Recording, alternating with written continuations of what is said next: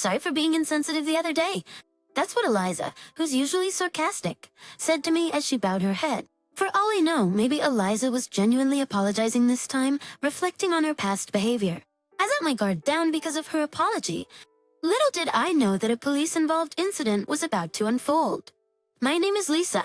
I've been working as a daycare teacher, a dream job since my childhood, piped from my husband. Jace and I have been married for 3 years now. As we are enjoying a lazy day off, a call came in from my mother-in-law. Fix and likers. You should come visit us soon. You haven't been home for 6 months. Upon hearing Eliza's voice, Jace made a face of annoyance. Though my in-law's house is just a 30-minute drive away, Jace never seems eager to visit Eliza. He's always been put off by his mother's excessive meddling and maintains some distance. Ezel has always thrown jabs at me ever since we got married, as if blaming me for taking away her only son. Though I find Eliza difficult, I have no choice but to go when called. The last time she told us to visit and we didn't, she showed up at our house unannounced. But to avoid that hassle, it's better to go see her before she takes matters into her own hands. Sure enough, upon visiting for the first time in 6 months, the sarcastic comments started flying. Every time I visit, I feel stressed, being pestered about not having children yet. My father-in-law, Derek, a retired middle school teacher, often had to work on weekends due to his hectic schedule. Housewife Eliza always boasted, I raised Jace all by myself. We can't make ends meet on my salary alone. Jace immediately encountered Eliza's snide remark. I went to work because being a daycare teacher was my dream. Especially this year as I'm in charge of the seniors.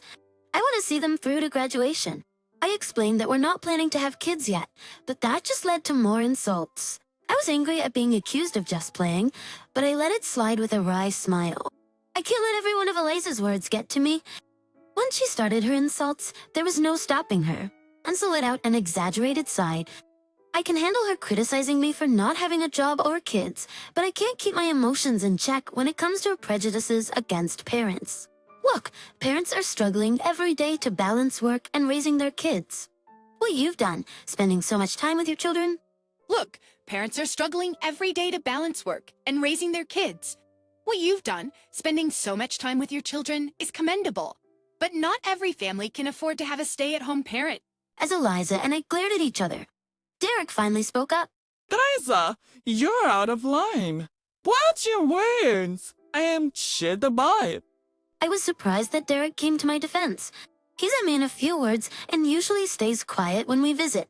Feral, apparently. Eliza doesn't realize she's being offensive. Ignoring Derek's warning, just reiterated her prejudiced views. Angry at her comments, Jay started to hastily get ready to leave. Enough is enough. Lisa, let's go. Eliza wanted to stop her son, but Jace was already heading for the door without looking back. Eliza became hysterical, perhaps because her son was being cold to her. She blames me, but Jace's cold behavior isn't new. Ever since he moved out, he began questioning Eliza's excessive interference. I was shocked to learn she'd go into his apartment with her own key and read all his mail. Jace, who had already left the house, was ordered to be called back, feeling irritated, wondering why I had to be given orders in the first place. It's sad, isn't it? You are always around, yet you're disliked. You mistake it for love, but it's just excessive interference. Thank you for showing me how not to raise a child. I knew we wouldn't see each other for a while, so I let it all out. I was also angry about her terrible comments about daycare parents.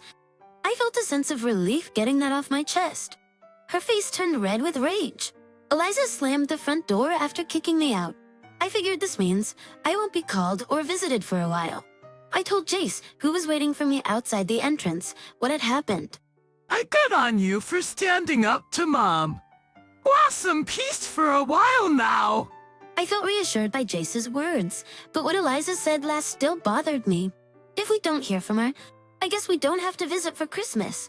A few days after thinking this, Jace got a message from Eliza. He's asking if we'd like to come to a pizza party. Where's T-Pair Hypership with your mom? He said she regrets what she said to Lisa and wants to apologize. Jace asked me what I thought, and I hesitated. Honestly, I can't imagine Eliza actually apologizing. The olives on the pizza are from a friend's farm. What? They're really fragrant and delicious. Let's just go, and if Mom starts her snide remarks again, we'll just take the pizza and leave. True and trust. I couldn't help but laugh at Jace's suggestion. That's when I remembered Jace has a real love for pizza. So we decided to visit my in-laws' home again on our next day off. As soon as we arrived, us to queue, Aliza immediately apologized. Extraction, Aliza's deep apology made her seem like a different person. After that, Astilgillia and I chatted and laughed. This might be a first since we got married. Ration, Aliza had even portioned out several pieces of pizza for each of us. Apparently, she's a bit of a germaphobe, even when it comes to family. The fresh pizza emitted an appetizing aroma. I noticed Derek wasn't around as we sat down to eat. According to Eliza, he was working in the yard and said to eat without him. As we'll start then. I'll keep it started for your mart.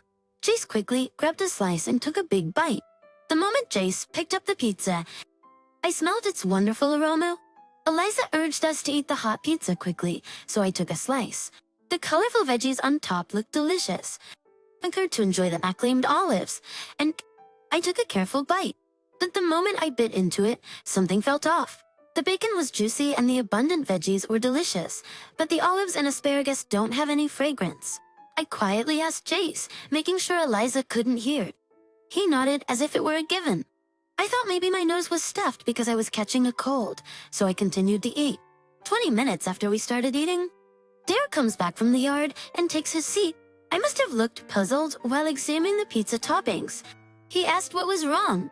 I looked at Derek and said, I was just thinking, I don't smell any olives or asparagus. The moment I hear Eliza's laughter, Derek slams my plate off the table. Spit out! Yeah, real spit it out! How much she eat? The plate shatters loudly on the floor. Caught off guard by Derek's uncharacteristic yelling, I stammered. Jace asks what's going on, but Derek just keeps insisting that I spit it out. Eliza, on the other hand, doesn't come out of the kitchen even though Derek is shouting. Confused, I get up to head to the bathroom and feel incredibly dizzy. I rush to the toilet and throw up repeatedly.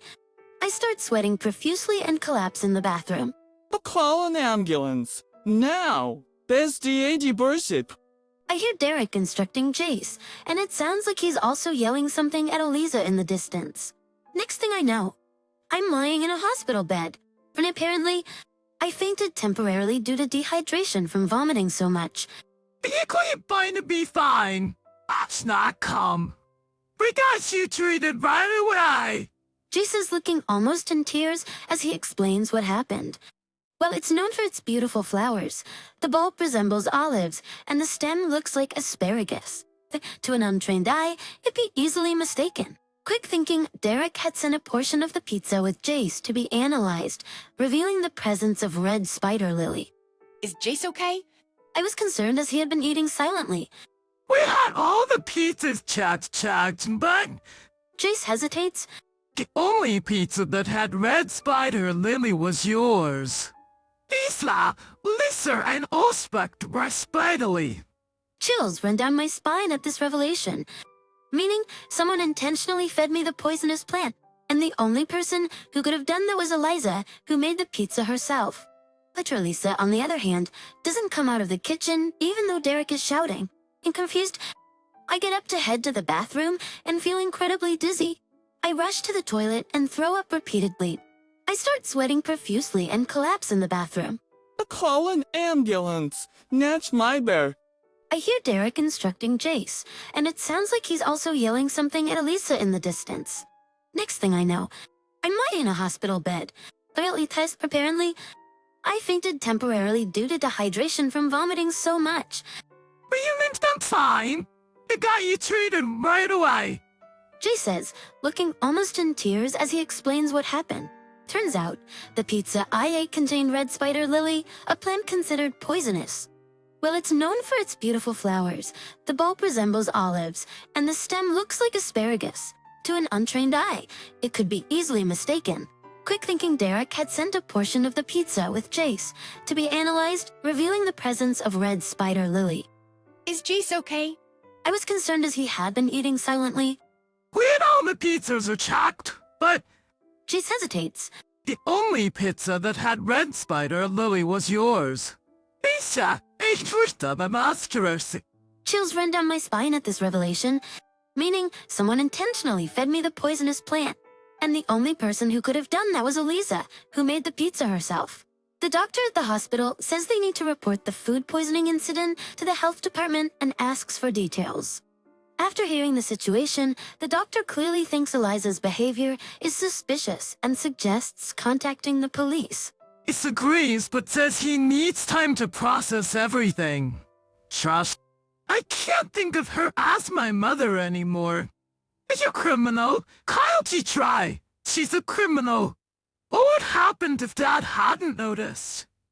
I recall seeing news about people dying from consuming red spider lily. I want to talk to Derek. I'm too scared to speak with Eliza right now. When we leave the hospital, we called Derek. He had left multiple calls and messages. However, what's even more terrifying is that there had been no communication from Eliza. Right. No matter how much you question Eliza, all she says is that she made a mistake. But I'm sure she did it on purpose. Even the usually reserved Derek seemed agitated. I've been holding back, but I can't take it anymore. She really is something. Upon hearing about Eliza's shocking past from Derek, both Jace and I were stunned. Eliza lured me in, claiming she wanted to apologize, but she intended to harm me all along. Anger surged within both Jace and me, so we decided to confront Eliza directly. When we arrived at the parents-in-law's house, Eliza was sitting there, looking exhausted. She must have been scolded by Derek. Yet she didn't apologize or show any sign of concern upon seeing me. She snapped at Eliza's brazen attitude. You got to do them. You can. Waste that time, that too. Eliza seemed rattled being called a criminal by her own son.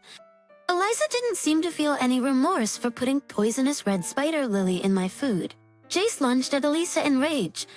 I stopped Jace and pulled out the voice recorder I had in my chest pocket.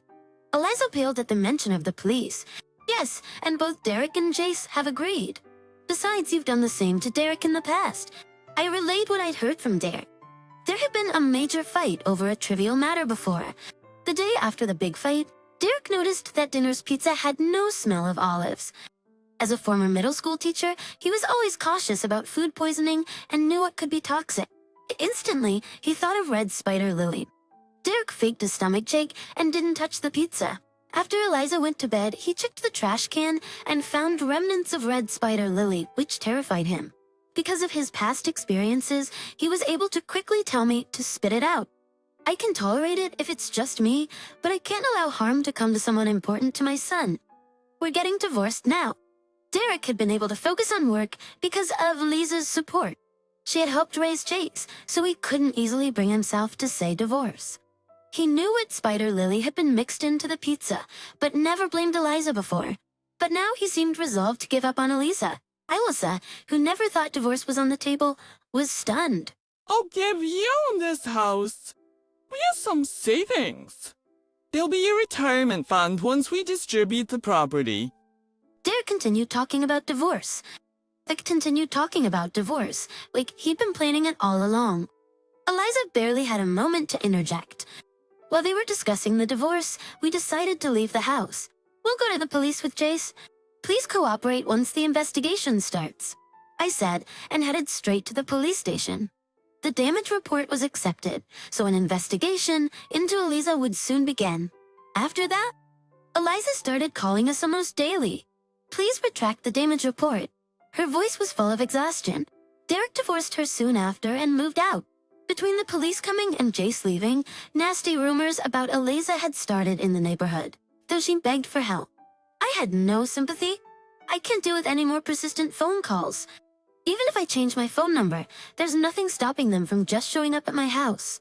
Fed up with even having to deal with this, I finally said, fine, I'll retract the damage report, but never show your face to us again.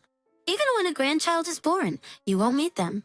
If you approach us, I'll consult the police. This seemed to shock Eliza, who had been eagerly awaiting a grandchild. However, she must have thought that a criminal record would be more damaging. Eliza ended up paying me settlement money, so I withdrew the damage report. She probably used the money from a property division she got during her divorce from Derek, so her savings must have taken a big hit. I heard from Derek that Eliza couldn't take the gossip anymore and eventually sold her house to move to a cheaper rental in Philadelphia. Apparently, she's been calling Derek, wanting to get back together, but he made it clear that's not happening. And from here on out, Eliza is likely facing a lonely life on her own. As for Derek, he moved close to our house. I've grown to love Derek, who I can really count on. I'm sure that even if we have grandchildren in the future, Derek will be there to protect them.